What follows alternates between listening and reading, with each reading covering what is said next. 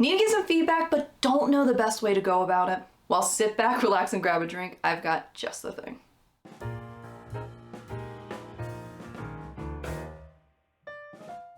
Hey everyone, and welcome back to my channel, your go-to place for building your dream career and achieving your highest potential. I'm Allie, and I'm extremely excited because today we have another segment of Triple T where I give you my top tips on anything related to career, work, or leadership. And for today, we're going to be discussing how you can deliver constructive feedback. Now, I was motivated to do this video after reading a few responses from my students about performance evaluations. Namely, they thought it was a grueling process. It was a necessary evil that nobody knew how to handle. And they're not wrong. It's a stressful process. Not only for the people who are receiving it, but for the people who have to give feedback. And oftentimes it does create tension. It often creates conflict because guess what? Nobody likes hearing negative things about themselves. And then to make it worse, the organization doesn't give managers the tools to deliver feedback properly. No wonder why it's a hot mess. And so, what can we do about this? Fortunately, there are some things that you can do to make this a more positive experience, and it's just by simply doing a couple things to change your delivery and mindset on this process. And so to help you out, I'm going to give you my top tips on how you can deliver constructive feedback. If this is a process that you struggle with, then let me know in the comments below. I'd love to hear what your thoughts are on this. Otherwise, let's get started. As for my first tip, you want to create a safe environment. This is a stressful process, which means you really need to focus on developing trust and support going into this. And so the ways that you can do that is just by making sure you deliver feedback privately. I know with open floor plans now that might be a little bit difficult, but you want to make sure it's in a safe space that's just between you and the person receiving it. On top of that, you want to make sure you spend some time building rapport and making sure that this is an open dialogue between you and the other person. You don't want to just be the deliverer of bad news. You need to make sure that this is a collaborative effort to improve, to grow. And the only way to do that is by opening up on their end. So when you deliver feedback, you want to make sure that you give them a chance to have their say. And by doing those things, you can create a safe environment where they trust that you are there and you have good intentions to help them, not hurt them. As for my next tip, you want to state your purpose and motivation for meeting. You'd be surprised how many people don't see it coming that an evaluation is going to happen. And so you need to make it clear in an email that you are meeting to give feedback. On top of that, at the beginning of that meeting, you want to make sure you reiterate why you're meeting as well as what your role is. So what is your role in this? How are you going to help them? Why do you care? You need to make those intentions known to them because when they're coming into this, they are stressed and tense. And so if you're going to lower those barriers and make them more receptive to this feedback, you need to be clear about what's going on and what your role is in this process. As for my next tip, you want to make sure you frame this process from a growth perspective. It's easy for us to come in very tense and expecting the worst. That means that when we get this feedback, we're going to be told we're horrible, that we do something that is detrimental to the company, you name it. It's just not good things. And so you need to get these individuals out of this mindset by reiterating several times that this is a process that's meant to help you. This is a process that's meant to help you grow, surpass your current abilities. So when I'm giving you this information, it is meant to help you excel in the workplace. This is not a mark on your record. This is not a detriment to the organization. You're not going to be fired because of this. This is meant to help you grow. And so just frame it from a growth mindset and you'll see that people are much more receptive to the feedback being given to them. As for my next tip, you want to make sure you start with their strengths. Nobody likes hearing their weaknesses, the negative side first, and so you want to ease them into this process by stating what they are good at and making sure you state it from the perspective of things that they don't need to improve on just yet. And then once you state those things, then segue into the more negative, their weaknesses.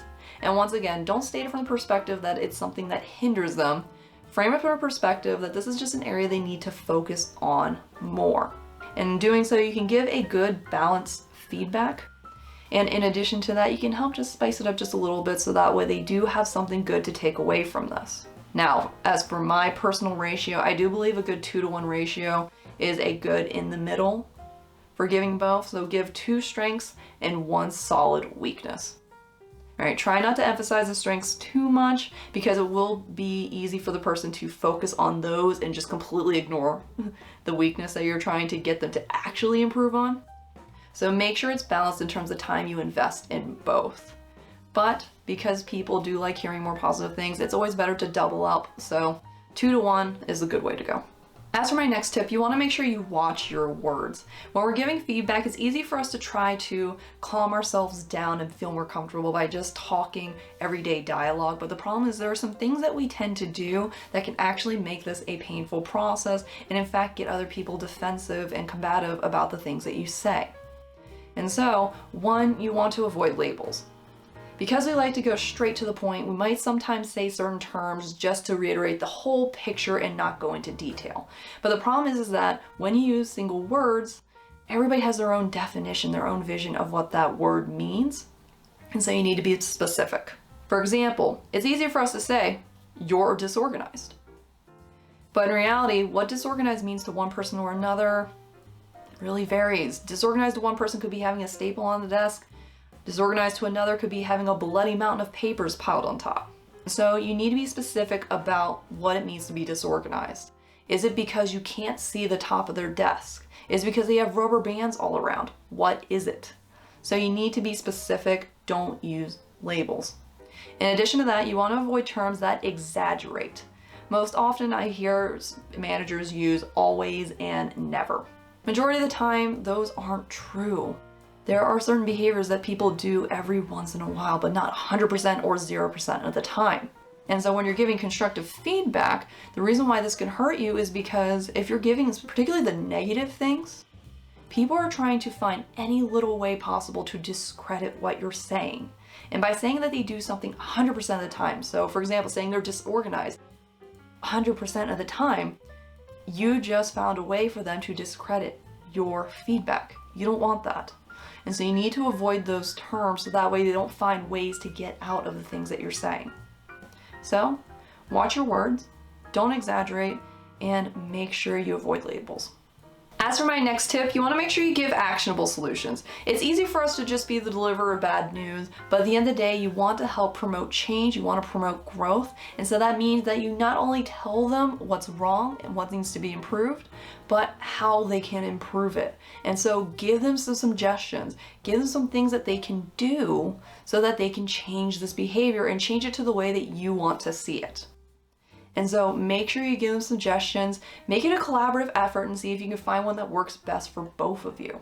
But you want to make sure you give actionable solutions. You want to make sure that they're tangible so that they're things that both of you can witness and demonstrate that this person has made changes. As for my next tip, you want to make sure that you make them accountable. You're giving this feedback for a reason. It's because you want to see improvement. You're not there just to say it and be done. And so in order to do that, you need to go through some additional steps that include writing out some SMART goals, creating an action plan, as well as monitoring their progress throughout, which means you do need to meet them time and time again. By doing so, you're going to make sure that they stay on their toes and make sure they're actually making gradual changes. So that way, the next time you do have another evaluation, they don't have to hear that this is an area they need to improve on. And so if you're going to see true change, if you're really going to make use of this constructive feedback, you need to make them accountable. You need to make sure you do this in the same session that you're delivering this feedback. Make them commit.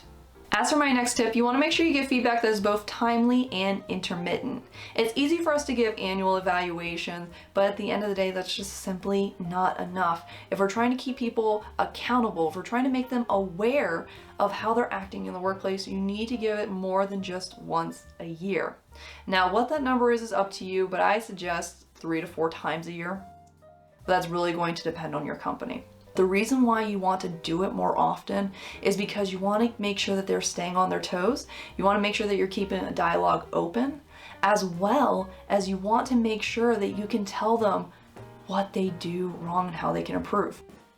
Because when you are giving feedback, you need to give tangible examples. So if you want them to know what you're talking about, you need to do it as soon as you see that happen. But if you wait 10 to 12 months after an event happens, they might not remember it, especially if it is a one-time incident. So you want to make sure that you give it more regularly so that way these individuals know what you're talking about. And there you have it, my top tips for delivering constructive feedback. Use these tips and you'll start to see your employees being more receptive to your feedback and, more importantly, making changes as a result of the feedback that you give. And now to hand the mic over to you all. What do you think about today's video? Which tips have personally worked for you? Let me know in the comments below. I'd love to hear it. Don't forget to like, subscribe, and hit that notification bell so you're notified of my latest videos. And don't forget to follow me on Instagram and Twitter. Otherwise, until we drink again, everybody, take it easy. Bye. Alright, so this is green tea. I'm not sure if this is gonna work. I'm used to having it with coffee, but we'll find out.